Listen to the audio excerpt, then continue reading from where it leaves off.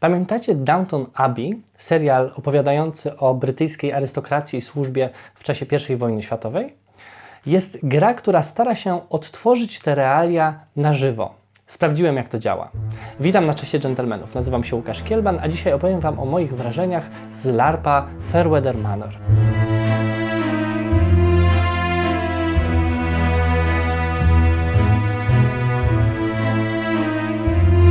Nieraz marzyłem o tym, żeby przenieść się w przeszłość, żeby zobaczyć tamtą rzeczywistość na własne oczy. Rzecz jasna, nie jest to możliwe, dlatego szukałem różnych substytutów. Mamy oczywiście książki, filmy i seriale historyczne. Są mniej lub bardziej interaktywne muzea, są też skanseny i festiwale historyczne, jak i nieco już zapomniane praktyki typu golenie brzytwą czy szycie ubrań u krawca. Wszystkie te rzeczy w jakiś sposób przybliżają nas do poznania przeszłości, ale nic nie wywołało we mnie tak silnego uczucia podróżowania w czasie, jak właśnie LARP historyczny. Słowo LARP pochodzi od Live Action Role Playing, czyli gry na żywo, polegającej na odgrywaniu ról. Gracze są wpuszczani do rzeczywistości przygotowanej przez organizatorów i starają się działać jako swoje postacie.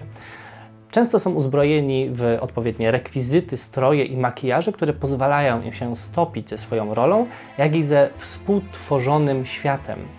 Odmian LARPów jest bardzo dużo i trudno tutaj generalizować. Ten, w którym miałem okazję uczestniczyć dzięki uprzejmości organizatorów z Dziobak Studio, Fairweather Manor, to LARP nordycki, inspirowany historią, a konkretnie inspirowany serialem historycznym. I słowo inspiracja jest tutaj kluczowa, ponieważ zdecydowanie nie była to rekonstrukcja historyczna. I muszę tutaj dodać, że jest to LARP zrobiony na światowym poziomie, odbywający się na zamku w Mosznej na Dolnym Śląsku i zjeżdżają na niego gracze z całego świata. I dlatego też odbywa się w języku angielskim. Do udziału w LARPie namówili mnie stali bywalcy poznańskich spotkań czasu dżentelmenów. Wiedziałem wcześniej o tego typu rozrywce, ale nie znałem jej wersji historycznej. Postanowiłem więc pojechać tam, żeby sprawdzić, jak wiele można się nauczyć o przeszłości z tej formy gier, żeby później też Wam o tym opowiedzieć. Jechałem zatem jako zupełny nowicjusz, nie wiedząc nawet, czego mogę się spodziewać po takiej formie gry. Do tego, jak się później okazało, jechałem bardzo źle przygotowany. No i obawiałem się, czy mój angielski jest na wystarczająco wysokim poziomie, żeby podołać. Wróciłem natomiast z jednym z najciekawszych i najbardziej intensywnych doświadczeń mojego życia.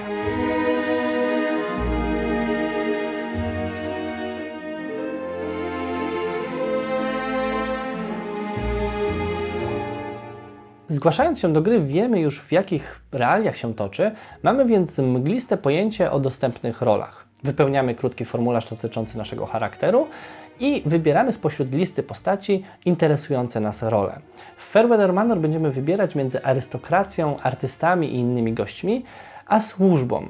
I de facto na miejscu odbywają się dwa równoległe LARPy, ponieważ świat na górze jest dość mocno oddzielony od świata na dole, mimo że oba światy się nieco przenikają.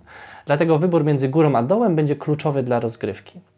Na koniec organizatorzy przydzielają nam jedną z wybranych ról, a w rozszerzonym opisie postaci znajdziemy jej krótką historię, opis charakteru, pragnienia, wady i zalety.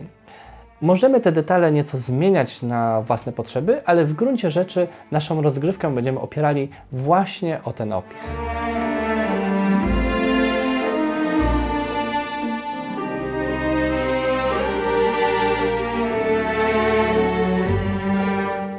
Następnie powinien rozpocząć się proces przygotowywania swojej postaci, planowania wyglądu, strojów, gestów, zachowania. Niektórzy szyją sobie ubrania, inni je wynajmują lub kupują.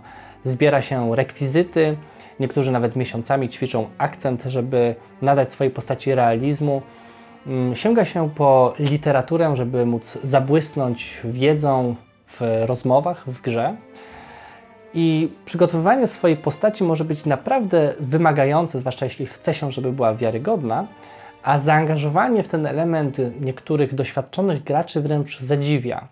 Ja niestety z braku mojego doświadczenia przygotowałem się bardzo słabo, a braki nadrabiałem później na miejscu. Na szczęście moja postać, kapitan Adam Goldbaum, oficer piechoty walczący na froncie, była tak dobrze dopasowana do mojego charakteru, że ostatecznie wyszedłem całkiem przekonująco.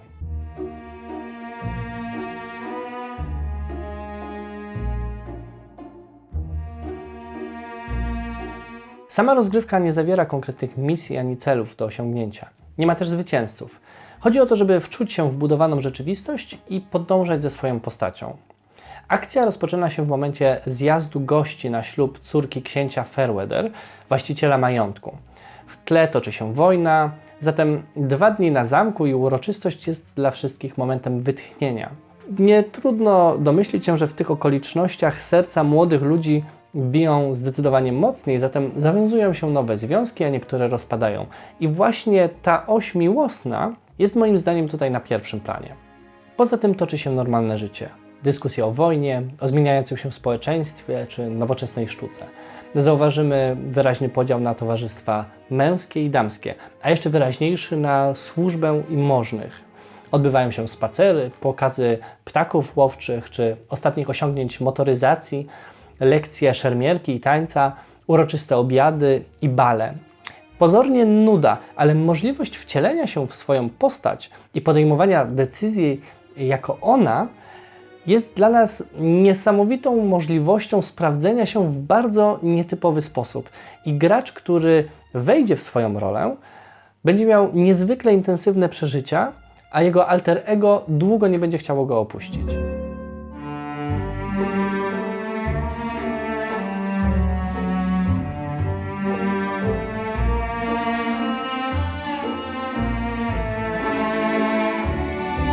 Na wieczorze kawalerskim pan młody pobił się ze swoim przyszłym szwagrem. Mocno przybili tym atmosferę imprezy. Rosyjski oficer doznał silnego stresu pourazowego po pokazie fajerwerków. Skończyło się na opiece jego ukochanej i pastora. A gdy wielu mężczyzn otrzymało listy powołania do wojska na front w trybie przyspieszonym, na korytarzach można było spotkać wiele zapłakanych osób płaczących nad czy to swoim, czy swoich ukochanych losem. I dzięki zaangażowaniu wielu graczy często zapominałem, że to tylko gra i mogłem się poczuć, jakbym faktycznie był w tamtym świecie. Moje zaangażowanie w postać pchnęło mnie do tego, że przez całą ceremonię ślubną obserwowałem jednego oficera, który miał przy sobie schowaną broń. Byłem przekonany, że będzie próbował zrobić coś głupiego, ale nie mogłem popsuć tej ceremonii. Dlatego poczekałem do samego końca i wtedy wziąłem go na bok, po czym dość brutalnie rozbroiłem przy pomocy palca przytkniętego do pleców. Nic lepszego nie przyszło mi do głowy.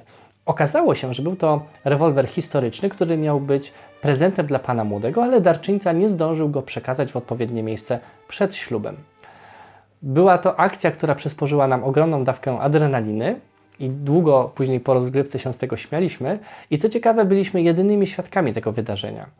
W całej grze działo się tak dużo, że żaden z graczy ani organizatorów nie może mieć pojęcia nawet o połowie wydarzeń, które miały tam miejsce.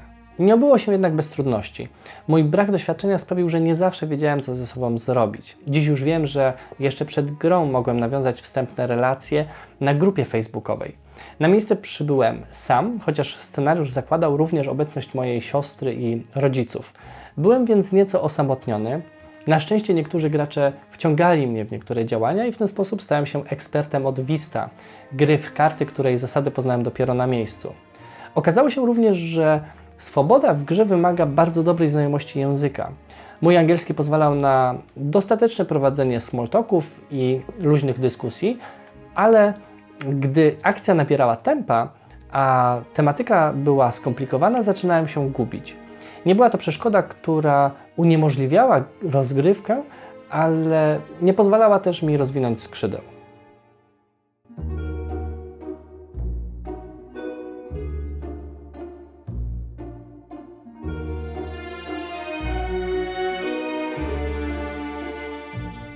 Na bazie moich doświadczeń mogę powiedzieć, że tego typu LARP, mimo że jest zorganizowany na światowym poziomie i przyciąga zaawansowanych graczy, jest całkiem łaskawy dla nowicjuszy.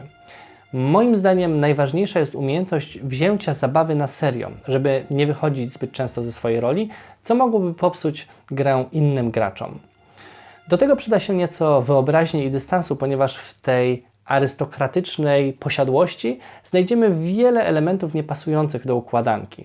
Ale jak już wspomniałem, nie miała to być rekonstrukcja historyczna.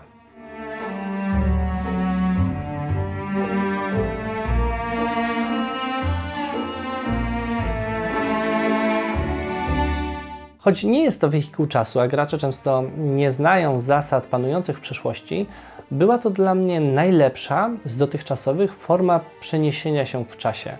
Dodatkowo wróciłem stamtąd wręcz przeładowany emocjami, które schodziły ze mnie przez tydzień. Bardzo chętnie wrócę kiedyś do LARPów, choć nie wiem, czy będzie mi łatwo znaleźć taki o podobnym rozmachu do tego, co oferuje Dziobak Studio. Przy okazji warto wiedzieć, że w Polsce operuje jeden z najlepszych organizatorów LARPów na świecie. Żeby ten materiał zamknąć w jakichś rozsądnych ramach, nie opowiedziałem tutaj o wielu moich doświadczeniach i wielu anegdotach, dlatego jeśli zainteresowałem Cię LARPami albo konkretnie Fairweather Manor, zapraszam do filmu na mój drugi kanał, gdzie pozwoliłem sobie opowiedzieć nieco więcej. A na koniec mam do Was pytanie, czy są tutaj osoby, które brały już udział w LARPach? Jeśli tak, to może będziecie w stanie coś polecić osobom chętnym do rozpoczęcia swojej przygody z tą formą rozrywki. Koniecznie dajcie znać w komentarzach. Ja zatem na tym już kończę, a my widzimy się tradycyjnie w kolejnym filmie. Zatem pozdrawiam i trzymajcie klasę. Cześć!